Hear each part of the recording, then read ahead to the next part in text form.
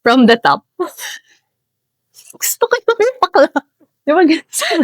Pero naalala ko, ang unang-unang recording ko sa phone ay December 2018. Kasi gusto ko na mag-podcast kasi I'm also a listener. Nagko-consume ako ng podcast. So gusto ko siya. And sabi ko, parang pwede rin ako doon. Gusto ko rin yun, ganyan. Pero lagi naman tayong may fear. Una, may makikinig ba? Masusustain mo ba yun? Yung ganan. Siguro yung mga umpisang taon kasi, hindi pa ako ganun ka dedicated reading the Bible. I will definitely pray for it. Pero kumbaga, listener kasi ako. So, naniniwala ako na pag nakikinig tayo, may nakukuha tayo. Ganun ako ma-reflect ako sa naririnig ko ng mga tao. So, kung ano yung natutunan ko sa'yo, i-reflect ko siya, isusulat ko siya, yun yung nagiging content. Kasi, service ko din yun eh. Oo, and true. Service is a lifestyle. Lagi na siyang nasa veins mo at kailangan mo siyang gawin. And for sure, yung mga talent na binigay ni Lord sa atin, kailangan natin gamitin to serve.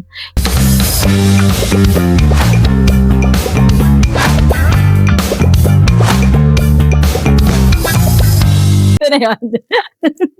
One take lang to. Okay. So sis, ayun, di ba may podcast ka na? And you've been doing podcasting for how long?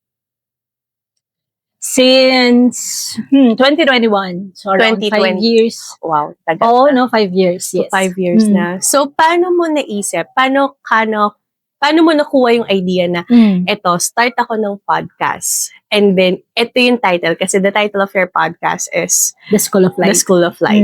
Yes. Sige, siguro it all started because, so yun, brief background, sa Feast Malaysia, doon ako nagsiserve.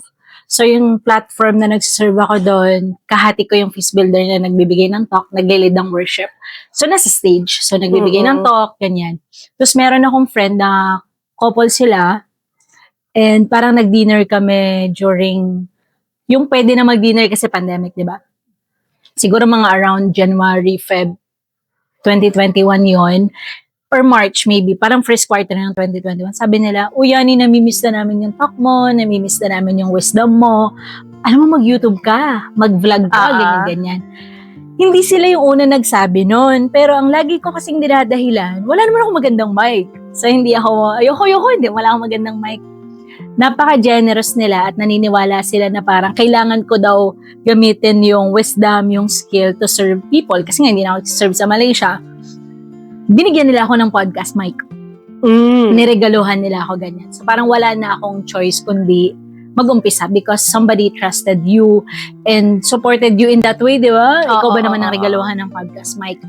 Pero naalala ko, ang unang-unang recording ko sa phone ay December 2018. Kasi gusto ko na mag-podcast kasi I'm also a listener. Nagko-consume ako ng podcast. So gusto ko siya.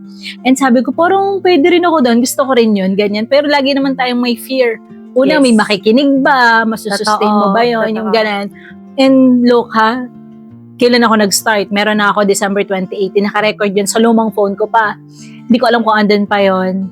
Tapos, nag-start ako June 2021. So, di ba, sobrang tagal din.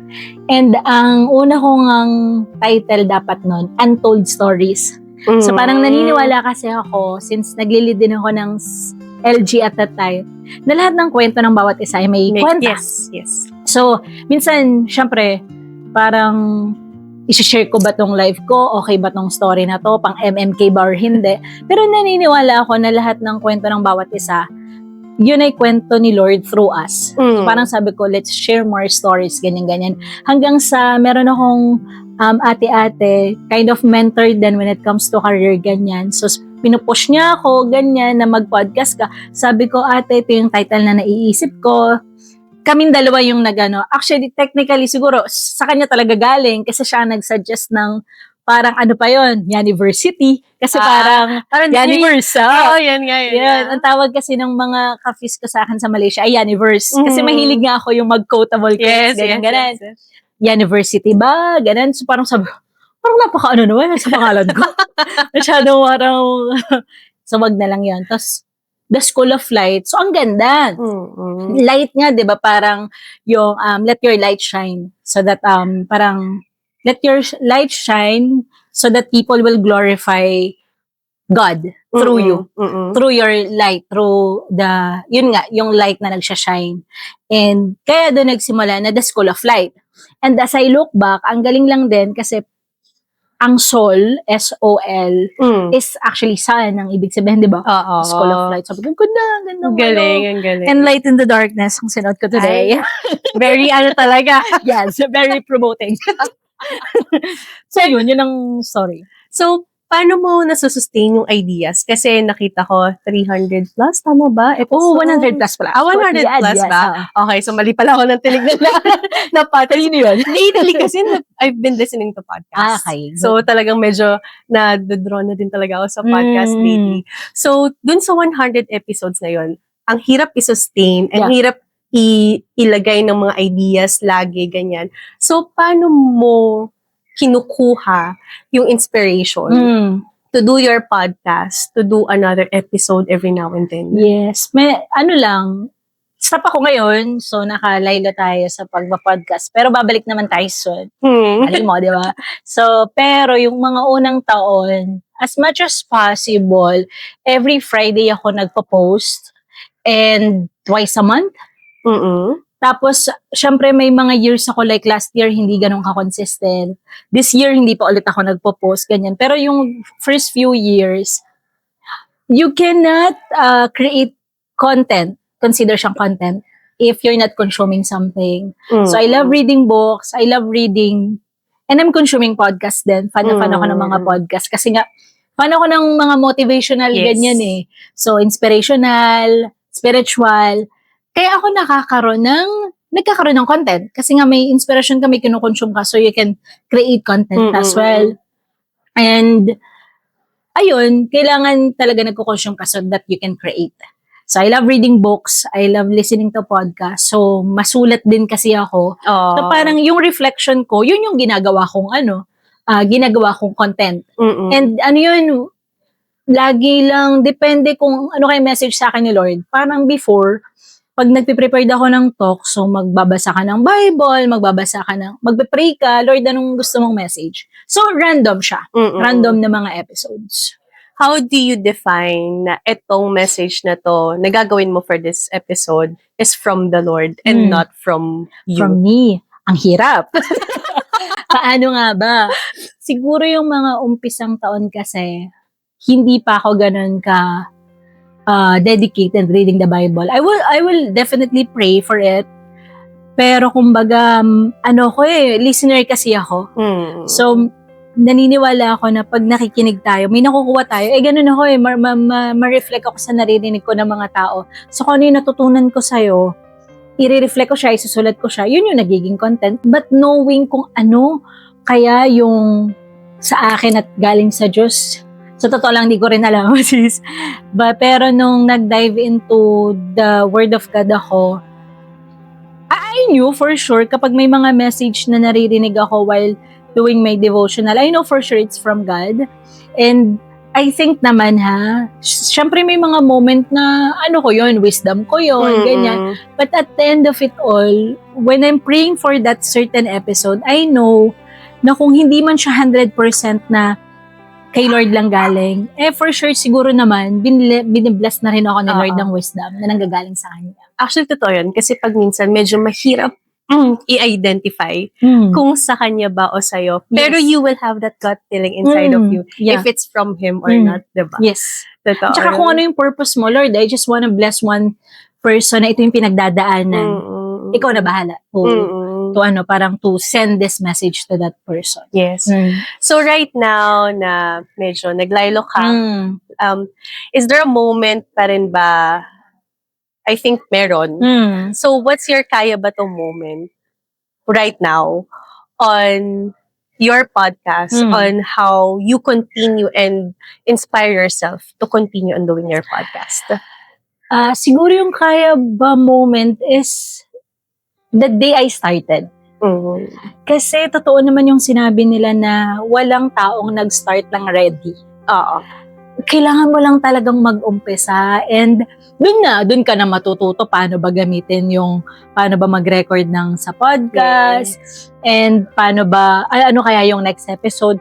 i-equip tayo ni Lord. And ako, I would understand people who will tell me na I need to know this, to know that before I start. For sure, kasi ako ganun din. Pero one thing na na-experience ko by doing not just the podcast, hindi man tayo totally equipped pa, pero when we say yes and when we take that first step, God will really equip. God will send us people. I know for sure, one of the top podcasters sa Philippines, like Alec Cuenca, naging kaibigan ko siya. Well, i-assume kong kaibigan ko siya kasi nag-send siya ng mga gifts na sa akin nung nasa Manila ako. Nung nakita niya ako, very humble kasi yung tao na yun. And siya yung sinend sa akin ni Lord para matutunan yung mga technicalities when it comes to recording the podcast. And he's really doing well. Nakaka-inspire yung tao na yun. And very humble pa rin nung 2021 na na-meet ko siya. And even last year, nung na-meet ko siya in person, siya po yung talagang nag-approach na, hi, Yani, ganyan-ganyan. So, sobrang nakakatuwa. God will really send people. Yes. When you just start, just do it. Talagang, Yeah, pag inumpisa mo, everything will flow, will follow na talaga, no? So, last question. For those na medyo natatakot, kasi ang dami sa atin na natatakot mag-step forward. Yes. Kahit one step lang. So, ano yung mabibigay mong advice for those people na natatakot mag-take ng risk to step forward into the things na gustong-gusto nilang gawin? Yes. Oh my gosh, am I the right person to say that? Yes, everyone is the right person to say this kind of siguro message. sa podcast aspect. Nike, just do it. Sa totoo lang, even if, ang una namang kinatatakot natin, ano nga sasabihin ng mga tao? Aba kung ewan, may makikinig ba, ganyan.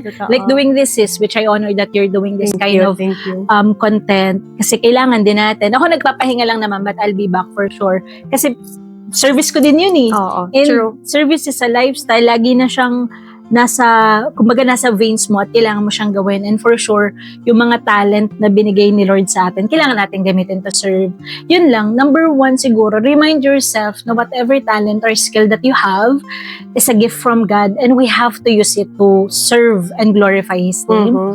Pangalawa, if you need people like at least one, na minsan kailangan mo lang ng isang susuporte. Kailangan mo lang ng isang maniniwala. And usually, napakahirap. Sabi nga nila, kailangan ng isang maniniwala. So, maniwala ka sa sarili mo. Yes. And easier said than done, pero hindi kailangan mo lang ng isang kaibigan din maniniwala sa'yo. Kasi eventually, ikaw din maniniwala sa sarili mo. Totoo. And kapag nag-start ka, dun na, it will humble you na, ay, kailangan ko pala matutunan. Tapos yung confidence doing it, like, pwede mo sabihin parang paano ako magsasalita, walang nakikinig, yung camera, etc. When you do it, yung momentum at yung confidence, nabibuild siya. Wala namang magaling agad sa communication skill until you communicate, you try, you talk to people, ganyan. And feeling ko natitrain din talaga yung... Training is something din naman. Madaling sabihin sa akin yun dahil ang work natin ay nasa communication skills. So it's easier for us to really talk to people, talk to the camera. Wow, artist. So, celebrity na. Yeah, so number one siguro yun nga, parang i-appreciate mo at i-remind mo yung sarili mo na lahat ng meron tayo ay galing sa Panginoon. So that's the only way to really express our gratitude. Tapos pangalawa yun, just find that someone who will believe in you. For sure meron. Yes. And siguro nga, baka sabihin mo sa akin, ay wala naman talagang kaibigan na naniniwala. It's about time to believe in yourself. Totoo. Yeah. Totoo. And ang ganda ng sinabi mo, I just want to add, kasi I read this sa Didache. Hindi ko lang matandaan yung exact words. Yeah. Pero ang parang nabasa ko few days back is that if someone doesn't believe in you, remember that God believes in you. Amen. Yan, diba? So, ayan. Thank you so much, sis. And would you like to invite everyone? Meron ka pa, di ba, available sa Spotify? Available so sa Spotify. Nandun pa din lahat ng mga episodes. Spotify, The School of Light, and I'll be back soon. Wow! I'll be back We're waiting, for sure. sis. We're waiting. Thank you so much, sis. Thank you.